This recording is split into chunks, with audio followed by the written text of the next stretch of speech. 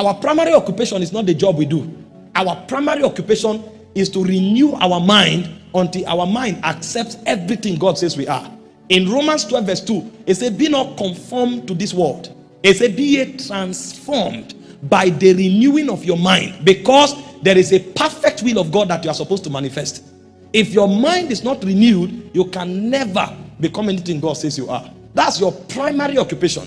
And it's beyond hearing a message and echoing it. Echo is not reality. Echo creates impression, not impact. What we are saying here,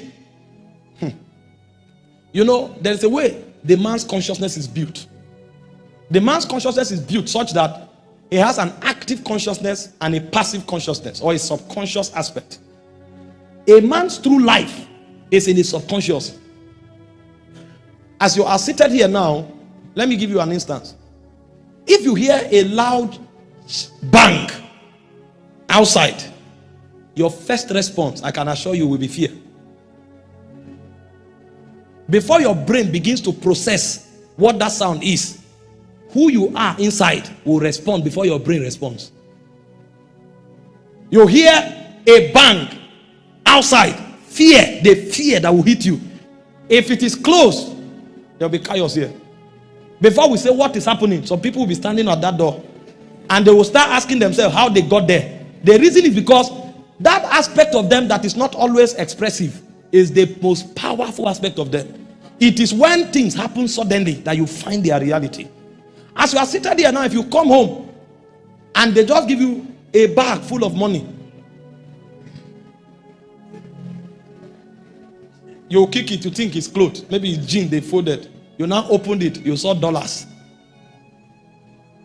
You will just move around first. The first thing you will think of is, that car that I was dreaming of, this is the time. Or you start thinking, that thought is your real consciousness. You may stand and tell God that, Lord, if you bless me, you know what I will do. He said, God is not hearing what you are saying only. God is reading your subconscious. Because that's your reality.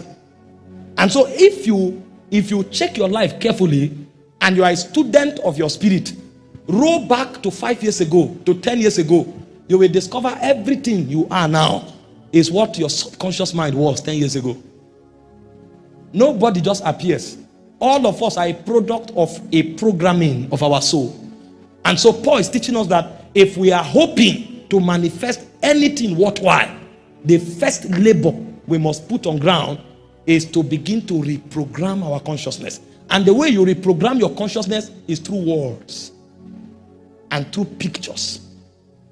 Those are the two things that reprograms your consciousness. Words and pictures. If you want to be wealthy, if you want to be powerful, if you want to be holy, it's possible. But you will only be based on what is entering you. Because your life follows the law of Gigo. You garbage in, you garbage out. It's what you put in that you bring out. No miracle can unset this balance. Even if a miracle happens to you, your consciousness will bring you back to status quo. That's why you can give $1 billion to a mentally poor person. Check him after 2 years. Instead of investing that money to become better, he will use that money to create problem. He'll give 100 million to a poor man. He marries 3 wives immediately. That's where he will start from. And then he will go and buy 4 cars that he doesn't need. And each of the cars will be in millions. After 2 years, he will sell those cars and spend the money. And then the 3 wives will kill him of high blood pressure. That means what you call a blessing is a curse. Because the mind is wrong. These are kingdom principles.